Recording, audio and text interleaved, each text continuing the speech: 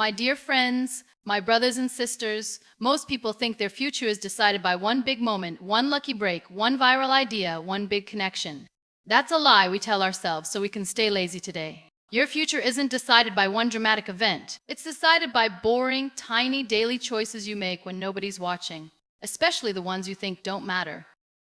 My name is Muniba, and I am a motivational speaker. If you are new at my channel, subscribe and start a new journey with me. Think about this. Two people wake up in the same city, same phone, same internet, same 24 hours. 10 years later, one is living a life they once dreamed about, and the other is still saying, "I'm just waiting for the right time." Today, I'll walk you through 6 of them, 6 simple decisions you make every single day that quietly vote for the future version of you. You don't need to get all 6 right today. You just need to notice them. If you get this wrong, nothing else works. The first daily choice is this. Do you choose comfort or do you choose growth every morning? This choice shows up wearing pajamas. The alarm goes off and your brain immediately negotiates like a lawyer. 5 more minutes.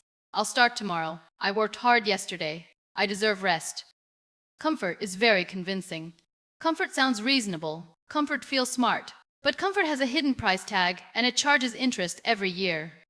I once met a young employee who told me, "I want to be successful, but I don't like pressure." I smiled and said, "Then you don't want success, you want a vacation." Look at how people actually live. After work, one person collapses onto the couch, scrolling, watching other people live. The other opens a laptop, reads, learns, builds something small. Not for hours, sometimes just 30 minutes. Same tiredness, same stress, different future. People love to say successful people are special. When Kobe Bryant finished team practice, he stayed back alone, shooting hundreds of extra shots while others went home. Years later, people called him disciplined. Motivational. When Elon Musk was building his early companies, he slept in offices, worked weekends, and learned engineering concepts he didn't need to learn but chose to. Later, people called him lucky. And here's the funny part. People say they're too busy to grow, but somehow they're never too busy to binge a Netflix show, scroll for an hour, or complain about life. Let me make this very practical. Growth doesn't mean suffering. It means choosing slightly harder over slightly easier. Instead of watching another Netflix episode, you watch one video that teaches you a skill. Instead of gossiping, you ask one smart question. Instead of avoiding the task you started badly, you lean into it. Ask yourself this question every day, especially when you're tired. Is this helping me grow or just helping me avoid? One choice, every day. Comfort or growth? Make the wrong choice once nothing happens. Make it daily, everything happens. If you keep choosing comfort today, one day you'll wake up and realize your life became very comfortable and very small. This is only the first choice. And tomorrow morning, when that alarm rings, you'll be voting again. The second daily choice is quieter but more dangerous than the first. Every day, you choose who you blame. Most people don't notice they're making this choice. It happens automatically, almost like breathing. When something goes wrong, the brain looks for comfort again, and blame is very comfortable. My boss doesn't appreciate me. The system is unfair. I didn't have the right background. The economy is bad. All of these might be true, and that's exactly why they're so dangerous. Because the moment you blame something outside yourself, you give away control. And whatever you give control to controls your future. Here's the hard truth. Nobody likes to hear, the world does not reward fairness. It rewards responsibility. The moment you say, "This is my fault," even when it's not fully true, something powerful happens. Your brain stops complaining and starts searching for solutions. Let me make this real. 2 people lose their job. The first one says, "My company was toxic. My manager was terrible. I was unlucky." The second one says, "Okay, what skill do I lack? What can I learn? How do I make sure this never happens again?" Same event, different future. One stays stuck telling a good story. One's dangerous. Look at famous examples. When Jeff Bezos failed with early experiments, he didn't say, "People don't get my idea." He said, "I don't understand customers well enough yet." When Michael Jordan lost playoff games early in his career, he didn't blame teammates or referees. He blamed his preparation. That's why he came back obsessed and unbeatable. Blame feels fair. Ownership feels unfair. But unfair ownership is how power is built. And here's the funny thing. The moment you stop blaming, people around you change. Opportunities appear faster. Mentors respect you more. Even luck seems to increase. Why? Because responsible people are safe to invest in. Nobody wants to give opportunities to someone who explains why it won't work. Now listen carefully, this is important. Taking responsibility does not mean hating yourself. It means trusting yourself. It means saying, if this is my problem, then I can fix it. Blame says, I'm a victim. Responsibility says, I'm a player, and players can win.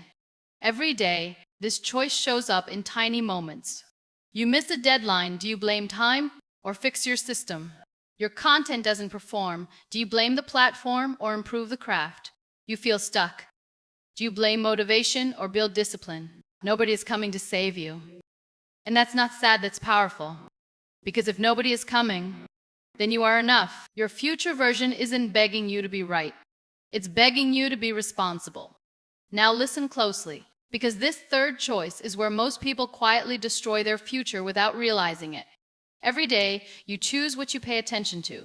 Attention is your real currency, not money, not time. Attention. You can always make more money. You can never get back wasted attention. Yet people spend it like it's worthless. Bad news, drama, someone arguing with someone they'll never meet, a lifestyle they can't afford, a body they don't have, a life that makes theirs feel small. And before the day even starts, their mind is already tired. Here's the joke, people say, I don't have energy. No, you gave it away before breakfast. Let me make it simple. If you feed your mind chaos, don't be surprised when your life feels chaotic. I've met people who know every celebrity scandal, every trending topic, every online argument, but don't know how to improve one skill that could change their income. That's not being informed, that's being distracted. Look at high performers, not what they say, but what they ignore. When Warren Buffett was asked about his daily routine, he said he spends most of his time reading and thinking and ignores almost everything else. People thought that was boring. That boredom built billions. When Bill Gates was younger, he disappeared for long stretches just to read and think deeply. No social media, no noise. Later, people called it vision. No, it was protected attention. And look at LeBron James. He didn't just train his body, he controlled his inputs. What he listened to, what he watched, who he listened to. That focus kept him elite for decades. Now, here's the relatable part. You don't need monk-level discipline. You need awareness. Every day, ask yourself, is this information making me better or just making me feel something? Feeling informed is not the same as being improved. Doom scrolling feels active, learning feels slow. 1 hour focused learning per day sounds small, but 1 year later, you're unrecognizable.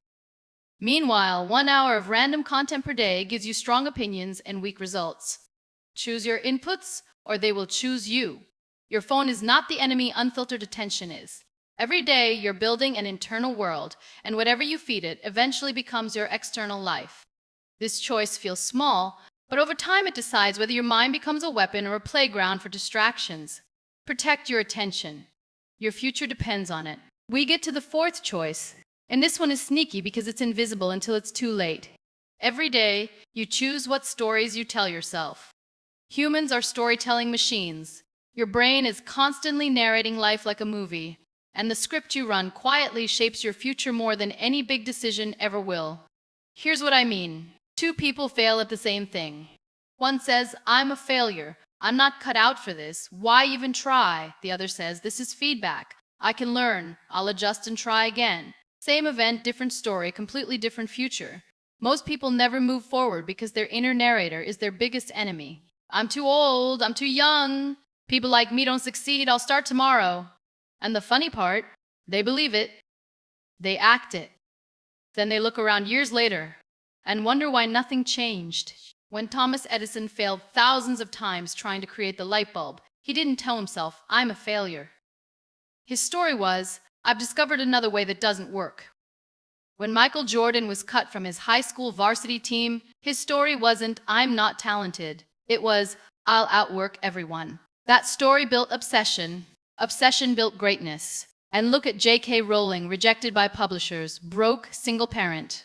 Her story wasn't, this proves I'm finished. It was "This story deserves to exist" created Harry Potter. Your story works the same way, just on a smaller stage at first. And here's the dangerous truth. Most people's stories are borrowed. Borrowed from parents, borrowed from teachers, borrowed from culture, borrowed from social media, and borrowed stories are usually small, fearful, and limiting. If you want a different future, you must write your own story. Every morning, there's a quiet voice in your head explaining who you are and what's possible. Ask yourself, is this story lifting me or chaining me? The great ones, creators, leaders, innovators, don't wait for life to give them a better story. They decide on one. And yes, people say this sounds soft. Change your story, they laugh. I need money. I need results. But results always follow story. If your story says, I'll never make it, you avoid risk, sabotage yourself, and quit early. If your story says, I can figure this out, you experiment, adapt, and persist. So today, notice the script playing in your head, and if it's not helping you, rewrite it slowly, deliberately, one line at a time. Because your life isn't just happening to you, it's being narrated by you. Let's dive into the fifth daily choice. And this one is a total game changer because it's almost invisible, yet it controls your results more than most people realize. Every day you choose whether you make promises to yourself and keep them. Sounds simple, right? But notice how many people treat their own word like it doesn't matter. I'll start tomorrow. I'll eat healthy next week. I'll work on my project later. And later never comes. Every time you break a promise to yourself, your confidence takes a tiny hit. You don't notice it, but it adds up. You're literally training your mind that your word doesn't matter. And if your word doesn't matter, guess what? Nothing else does either. Opportunities, relationships, money, they all follow the energy of reliability. Think about real examples. When Elon Musk was building his companies, he didn't succeed because of motivation. He made brutal promises to himself to work when it was uncomfortable, when he was exhausted, when failure was staring him in the face.